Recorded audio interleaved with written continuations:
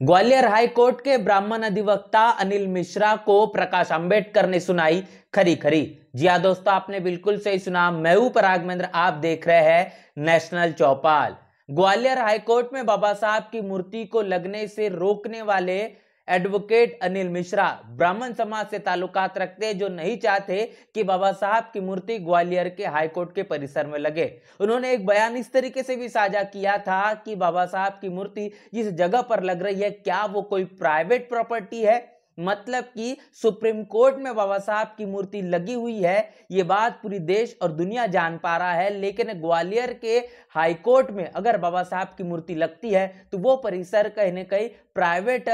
हो जाता है, वो निजी कहीं ना कहीं जो जगह है वो मानी जाती है। इस तरीके का बयान अनिल मिश्रा इनके जरिए दिया गया था। अनिल मिश्रा वही है जो Gwalior high court bar association के पूर्व अध्यक्ष रह चुके हैं, और इनके माध्यम से फिर एक बार एक ऐसा बयान जो इस वक्त सोशल मीडिया पर वायरल है, जिस पर प्रकाश अंबेडकर ने अपनी प्रतिक्रिया साझा की है। तो अनिल मिश्रा इन्होंने कहा है कि ग्वालियर हाई कोर्ट में जिस तरीके से बाबा साहब की मूर्ति का विरोध करने का काम इनके माध्यम से किया गया, जिनका कहना है कि अंबेडकर कभी भी संविधान निर्माता नहीं थे। बाबा साहब को संविधान निर्माता कहने से नकारने का काम अनिल मिश्रा ब्राह्मण वकील इनके जरिए किया गया है। इसके पीछे की वजह उन्होंने कहा है कि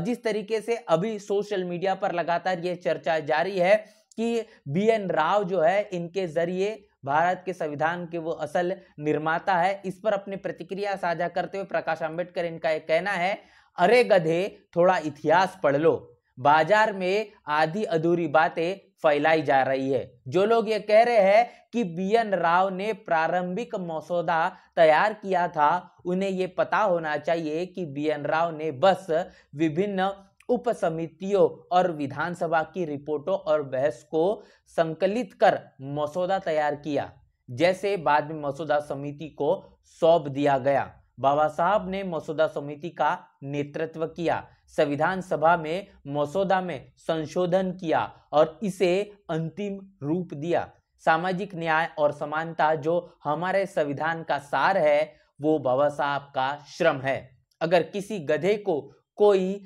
अभी संदेह है तो वो संविधान सभा के वाद विवाद अच्छे से पढ़ ले। बाबा साहब को भारतीय संविधान के मुख्य निर्माता के रूप में मिटाने का यह प्रचार ब्राह्मणवादियों और मनुवादियों की नई साजिश है। सीधा सटीक जवाब देने का काम यहां पर प्रकाश अंबेडकर इनके जरिए किया गया है, जिन्होंने अनिल मिश्रा जो ब्राह्मण समाज से ताल्लुकात रखने वाले एडवोकेट है, इनको लेकर पहली प्रतिक्रिया यही साझा की है कि अरे गधे, सबसे पहले इतिहास ठीक से पढ़ लो, क्योंकि इस देश के अंदर मनुवादी जातिवादी सोच रखने वाले तमाम लोगों के जरिए बहुजन समाज के तमाम महापुरुषों से ताल्लुकात रखने वाली खबरों, उनके इतिहास को विकृत कर और गलत अलग तरीके से प्रचार प्रसार करने का लंबे समय से एक सिलसिला जारी है। और उसी तमाम चीजों को मद्देनजर रखते हुए बाबा साहब ने इस भारत के संविधान को तैयार नहीं किया, वो इस संविधान के असल निर्माता नहीं है, इस तरीके का प्रचार इस वक्त जोरों पर है। उन तमाम प्रचारों को खंडित करते प्रकाश अंबेडकर ने साफ तौर पर किया है, कहा है कि जो लोग BN राव इनको मसौदा समिति को तैयार करने को लेकर श्रेय देते हुए नजर आ रहे हैं, उनको इस बात को पता होना चाहिए कि BN राव ने सिर्फ और सिर्फ विभिन्न तमाम उप समितियों और विधानसभा की तमाम रिपोर्टों के बहसों को संकलित कर मसौदा तैयार किया, लेकिन पूरी की पूरी मसौदा समिति को जो नेतृत्व करने का अगर असल मायने में किसी ने काम किया तो वो डॉक्टर बाबा साहब अम्बेडकर है। संविधान सभा में मसौदा समिति के आधार पर उसका नेतृत्व करने के नजरिए से संशोधन करने का काम, उसको अंतिम रूप दिया, वो डॉक्टर बाबा साहब अम्बेडकर है। और सामाजिक न्याय की बात हो, समानता हो, बाबा साहब ने तमाम संविधान में वो सार साफ तौर पर दिया है। बाबा साहब का लिखा हुआ ये संविधान 2 साल 11 महीने 18 दिन अथक परिश्रम कर तमाम विरोधियों का विरोध झेलकर जिस तरीके से तैयार किया है, आप इस बात की भी कल्पना करिए कि बाबा साहब की हालत इतनी ज्यादा गंभीर और उनकी तबीयत लगातार खराब होते हुए दिखाई पड़ी,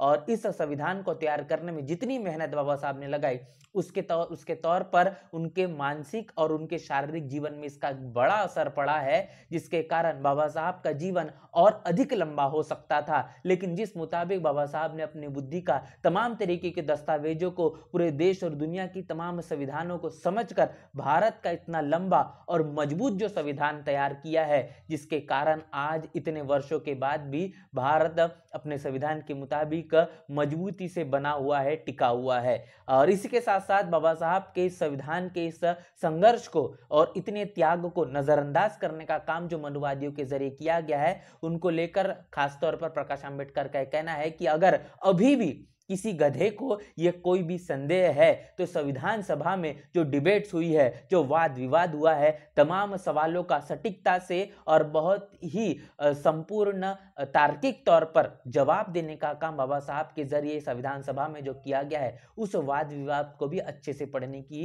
यहाँ पर बात प्रकाश आंबेडकर ने कही है। और खास तौर पर उन्होंने आखिर में यह कहा है कि बाबा साहब वो शख्सियत है जिन्होंने भारत के संविधान के वो मुख्य निर्माता है, जिसको तमाम मनुवादी जातिवादी सोच रखने वाले लोग इस प्रचार को मिटाना चाहते हैं, उन तमाम लोगों की साजिश कभी भी काबिल नहीं हो पाएगी। उन तमाम साजिशों को निस्तनाबूद करने का काम बहुजन समाज लगातार करता रहेगा। पूरी की पूरी प्रतिक्रिया को लेकर और ग्वालियर हाईकोर्ट के ब्राह्मण एडवोकेट अनिल मिश्रा, इन्होंने बाबा साहब को लेकर ये जो टिप्पणी की है, इसको लेकर जो प्रतिक्रिया प्रकाश आंबेडकर ने साझा की है, इसको लेकर आपकी क्या राय है, आप क्या सोच रहे हैं, लिखकर कमेंट बॉक्स में जरूर बताएं। बने रहे नेशनल चौपाल के साथ, मिलते हैं वीडियो में, तब तक के लिए जय भीम, जय भारत।